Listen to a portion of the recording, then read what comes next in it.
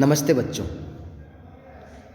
हम जो लेसन पढ़ रहे हैं उसमें बल एवं दाब के बारे में चर्चा कर रहे थे, जिसमें से हम संपर्क और असंपर्क बल के बारे में चर्चा कर चुके हैं। असंपर्क बल का कुछ और यहाँ पर विस्तार से अध्ययन करते हैं।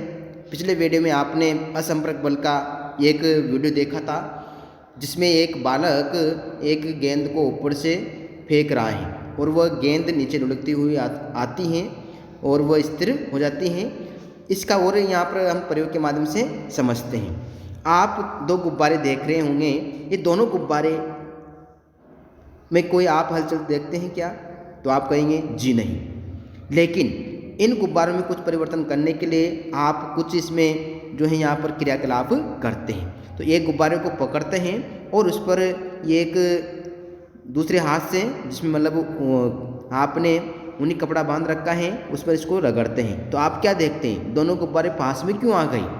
तो आप क्या कहेंगे कि इसमें घर्षण की क्रिया हुई, इसके कारण ऊर्जा उत्पन्न होती है और ये जो है घर्षण के कारण, इसे घर्षण कर रहे हैं यहाँ पर, तो इसके कारण क्या हो गया, इसमें ऊर्जा उत्पन्न हुई और ऊर्जा जैसे इसमें एक प्रकार से आपस में चिपक जाते हैं। इससे आप अन्य प्रयोग भी करते होंगे, जैसे एक स्केल को अपने सिर पर रगड़ते हैं और नीचे रखी कुछ कागज़ के टुकड़े या डस्ट वो आपस में चिपक जाती। तो ये किसके कारण होता है? ये अघर्षण बल के कारण ही उत्पन्न होता है। यानी इसमें रगड़ने से क्या हुआ, आवेश उत्पन्न हुआ। तो ये एक आवेशित भाग है और एक अनावेशित भाग है। इन आवेशित और अनावेशित भागों के आपस में जब संपर्क में आते हैं तो एक दूसरे से चिपक जाते हैं। चुंबक का एक दूसरे से किस प्रकार चिपकते हैं? ये आवेश के कारण होता है। चुंबक में हम बात करते हैं तो ये स्थिर विद्युत बल होता है, जो इन दोनों को आपस में मिलाने का कार्य करता है। तो ये असंपर्क बल का यहाँ पर कुछ उदाहरण दे रखे हैं। असंपर्क बल में ही हमने इसमें, आप बार बार इसको देख रहे होंगे, तो इसमें एक रगड़ने से इसमें आवेश उत्पन्न हो जाते हैं और आवेश उत्पन्न होने के कारण दूसरी वस्तु इसके संपर्क में आ जाती हैं और ये चिपक जाते हैं।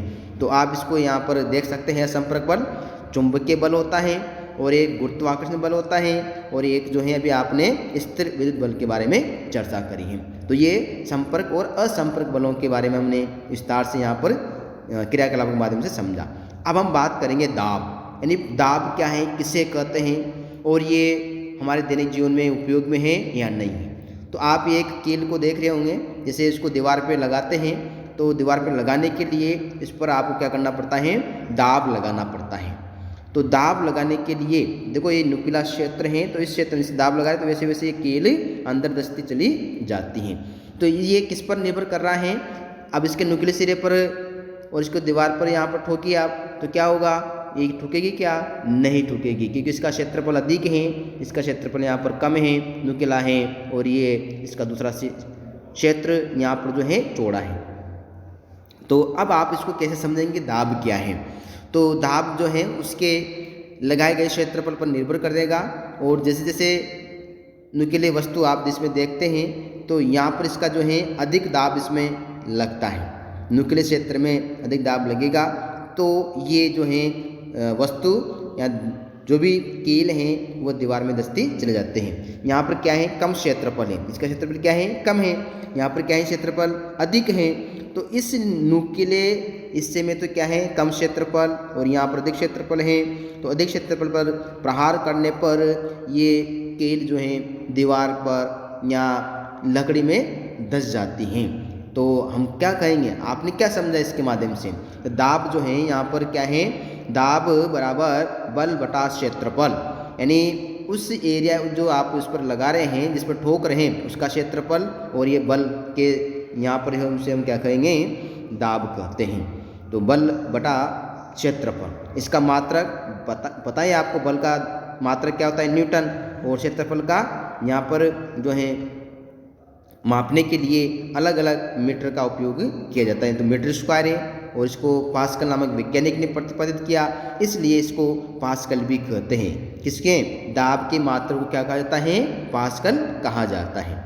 अब व्युत्क्रमानुपाती कैसे होता है, इसको हम समझते हैं। तो बल जो है यहाँ पर, यानी क्षेत्रफल अगर कम है तो दाब यहाँ पर आपको अधिक लगाना पड़ेगा।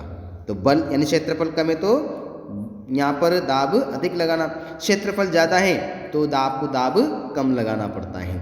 ये क्या है, बल है यहाँ पर। तो बल, और इसको आप देख सकते हैं, ये दोनों उदाहरणों में आपको दोनों चित्रों में स्पष्ट रूप से देख सकते हैं कि इसमें कैसे वस्तु एक दूसरे के ऊपर इसमें जो है दीवार में या लकड़ी पर लगा सकते हैं। उसमें अधिक बल लगाकर, इसमें कम बल लगाकर यहाँ पर इसको प्रतिपादित कर सकते हैं। तो दाब बराबर बल बटा क्षेत्रफल है।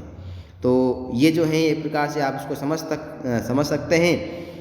फल फ्रूट या सब्जियां हैं, इनको काटने के लिए आप अलग अलग प्रकार के जो है चाकू का प्रयोग करते हैं। अलग अलग धार वाली पत्ती का उपयोग यहाँ पर किया जाता है। तो ये भी किस पर निर्भर है, ये भी दाब पर निर्भर करता है, क्योंकि यहाँ पर जो है इस पर आप देख सकते हैं जो धार लगा रखी है, चाकू की धार है, तो यहाँ पर क्षेत्रफल क्या है, ज़्यादा क्षेत्रफल है, जिसमें मतलब ये ज़्यादा क्षेत्रफल है। जब भी आप इसको काटते हैं सब्जियों को या फल फ्रूट्स को, तो यहाँ पर अनेक प्रकार की आप सब्जी दिखाई दे रही होगी। ज़्यादा क्षेत्रफल है, ज़्यादा क्षेत्रफल होने के कारण ये सब्जियों को आसानी से काट सकती हैं। तो उसी प्रकार से बैग हैं, जो बैग की पट्टियाँ चौड़ी क्यों होती हैं, क्योंकि यहाँ पर इसका क्षेत्रफल क्या है, अधिक है, और इससे आपका वजन जो है कम इसमें लगता है और भारी वस्तु को भी आप आसानी से उठा सकते हैं। तो इसको समझ सकते हैं ऐसा क्यों होता है कि पट्टियाँ चौड़ी क्यों बनाई जाती हैं बैग की। तो आप इसको समझ सकते हैं कि ज़्यादा क्षेत्रफल को लगे, जब ज़्यादा क्षेत्रफल यहाँ पर रहेगा तो आप वस्तु को आसानी से उठा सकते हैं। जब वस्तु को आसानी से उठाएंगे तो आप जो हैं उससे आपको वजन नहीं लगा। द्रव द्वारा लगने वाले बल के हम अगले वीडियो में इसकी चर्चा करेंगे। आज अपना वीडियो यहीं समाप्त होता है।